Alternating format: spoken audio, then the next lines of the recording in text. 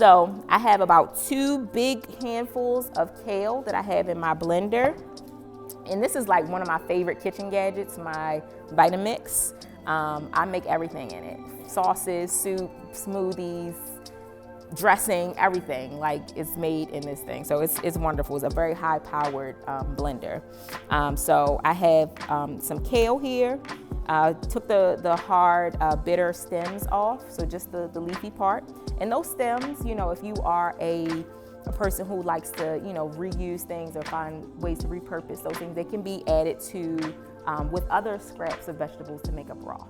So just so that nothing goes to waste, if you have a no waste kitchen, or you can just compost them or toss them in the trash or garbage disposal, up to you, just so you have options. So we have our kale, and I'm gonna add about a cup of olive oil. And a traditional pesto sauce uses basil, as somebody noted earlier. But we got all this kale, we're gonna use it. We are gonna find some other ways to use the kale other than cooking it down with some ham hocks or some turkey tails. Or not, or sauteed. You like those? Me too. You know, I just like versatility, right? Because kale is such a nutrient-rich food, and we sleep on kale.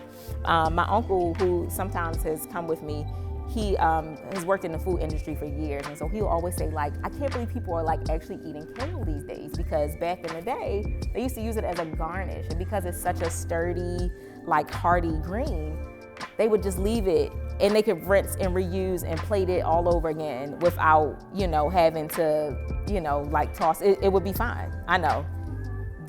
What a time to be alive. I know. So we got our kale, some olive oil. I'm going to add the juice of about 1 lemon. So this is 1/2 here. Another fun kitchen gadget is my citrus juicer.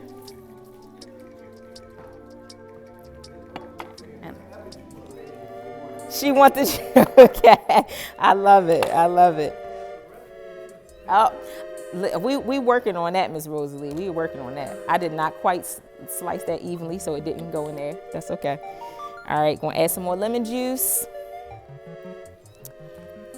And also I'm going to add, and lemon is just so uplifting. It's a mood booster. So again, that's another thing. However much you can add it into your diet, incorporate it in, please do. This is roasted pepitas or pumpkin seeds, already shelled. That was about a cup. Roasted pumpkin seeds.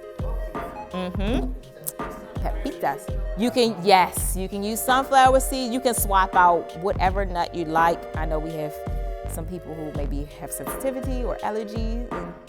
Okay, you can eat these, yes. We're gonna add some sea salt. Actually, I'm gonna do the larger opening. A little sea salt. Something like that. That sounds about right. Don't get me to lie, okay? But I do write down the recipe just so that I can replicate it again if I choose to. But every now and then, it's a spirit move and kind of kitchen day, right? It's just like, that's about a 1/2 cup. Yeah. So this is nutritional yeast. This is a great source of plant-based protein. I actually was thinking about it earlier. I was like, what is this made of? I have no idea. Dried yeast. There we go. Okay, and it's got some other vitamins and minerals added in. And so we use this a lot of times in vegan cooking because, again, it's a source of plant-based protein. It can also be used as like a cheese substitute. It has a savory, cheesy flavor to it. Again, no dairy. And so we're going to add that in. Typically, pesto, you might use Parmesan cheese. Not today. No dairy in this recipe, okay? And then, of course, we got salt. We're going to add some pepper. Hard to measure when you have to grind it like that, but you get the point. And we got all of those things in there. I'm going to pop my lid on. And this is one of my favorite things about the Vitamix is this little tool right here, is I can just push everything down while it's blending.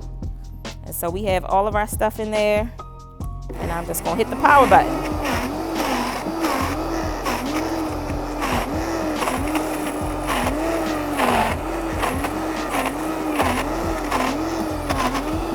up.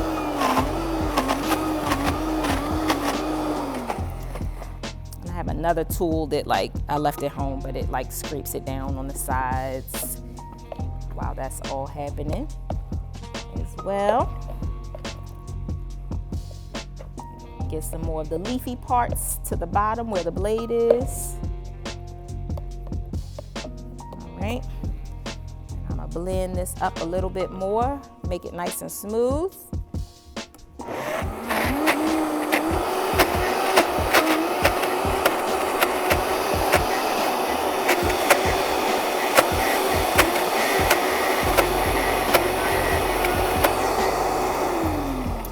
I'm just going to add a little bit more olive oil just to help smooth it out a bit.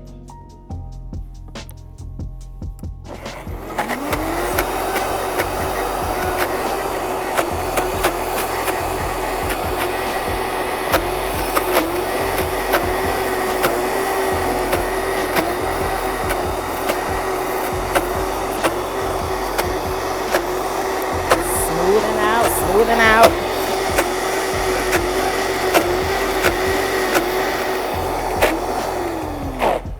Also, I forgot a very important ingredient, and that is the garlic. I had it chopped over here and didn't add it. Can't forget the garlic. That adds a little extra like spice, a little extra kick in the flavor. And again, everything is about how can we get as much nutrients in one dish as possible. Garlic is another anti-inflammatory and antiviral herb and plant that we can use to help us stay healthy and well, especially these days.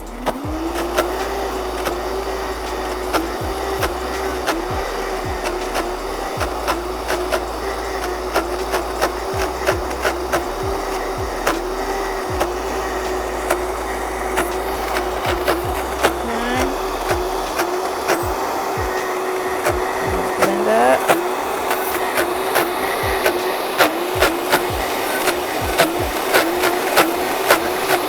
All right, nice and smooth, nice and smooth. All right, so it's almost like a paste right now, which is a great consistency. And this is a very versatile sauce that you can use. Today I'm gonna put it on this pasta, like I said earlier, but it could also go well on pizza. You could add it to a soup. I did that, again, because it has the garlic, the kale in it. I added it just trying to make sure I got my antivirals in, staying healthy, protect our immune system. And so you got this bright green paste here. And so now I'm gonna add it to our warm pasta here. And we're gonna smooth it out. Stir it in. Oh, it's flicking. So the color is so bright and pretty.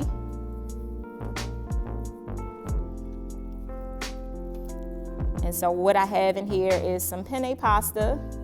Again, you can use whatever kind of pasta you like. Yesterday I made this, I used bow tie pasta.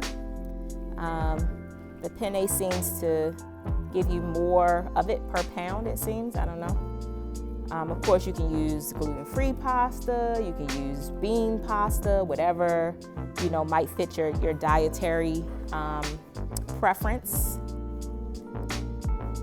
And so I have the penne pasta, and I have some roasted broccoli, peppers, red and yellow peppers, and red onion.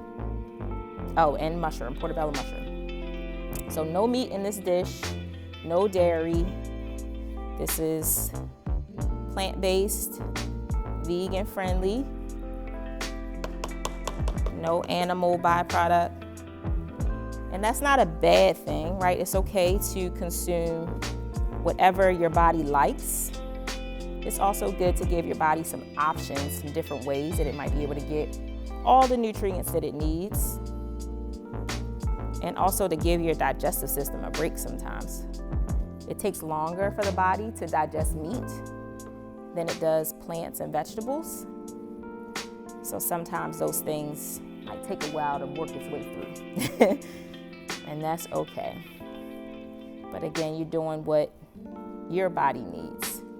And so I think cooking and paying attention to what we eat can always be a practice of listening to our bodies, because we have to tune in and say, well, if I'm hungry, what is it that I'm hungry for? What do I want to eat? What would satisfy me? I'm gonna add a little bit more in here. There is some partying happening over there, and I am a little curious about what's going on over there. Yeah. Yes, so I'm using it as a pasta sauce. Yep. Yes. It does, yes. So I made some a couple months ago, and I thought it was really going to be a hit, and then my kids weren't with me, so I was like, okay, so I don't want this to go to waste. I was so excited to try this recipe. I was eating it with like tortilla chips and dipping some other vegetables in it, and then I had all of it, and I couldn't eat it all by myself. So I did put some in the freezer. It could store, you could put it in ice cubes, and it could freeze like that. You could put it in storage bags, however you choose to, but it does freeze well. In the fridge, it lasts about 3 days. Then the color starts to change and the flavor changes a little bit. So keeping it fresh in the freezer is probably the best move. That's a good question. Yes, any other questions? Oh, yes. So this is a kale pesto. So we have all of this kale, right, that we have been blessed with. And so just trying to find some different ways that we might be able to use it, incorporate it. So I made a pesto sauce. That's the base is the leafy parts of the kale. And so you just mix olive oil, lemon juice, salt, pepper, nutritional yeast or Parmesan cheese if you eat Parmesan cheese, and some roasted sunflower seeds, pumpkin seeds. And that's it. So we're going to be using, again, seasonal veggies. I don't know if they have it today, but there was broccoli at one of the recent sort of sanctuary markets. We had kale, just using what we have in season. So if you don't have peppers or you don't have onions, that's fine. Use what you got. This is a great clearing out the fridge dish. Really simple. Just throwing a couple of ingredients together. The vegetables can be roasting while the pasta's cooking, and then you're making the kale at the same time. And then dinner is ready in 20 minutes. Brother Clyde is over there like, so is it sampling time or what? Yes. So I'm bowling this up. My children were very curious about this green pasta that I was serving them when I made it before, but once they tasted it, they were like, okay, not bad. Not bad. So again, using what you got to make something healthy and delicious and nutritious. And another benefit of a plant-based diet and some plant-based meals is this is really cost effective. A box of pasta is less than $2, $1.50. You might be able to get it on sale for $1. So I love shopping sales just to make sure that we are, again, using what we have and being able to use things that are seasonal, fresh, local, all that good stuff. So again, keep in mind, food can be your medicine in a way that you heal and take care of yourself. And I hope that you enjoy this dish, and maybe you will remix it, put your own spin on it for your own enjoyment. Thanks for stopping by.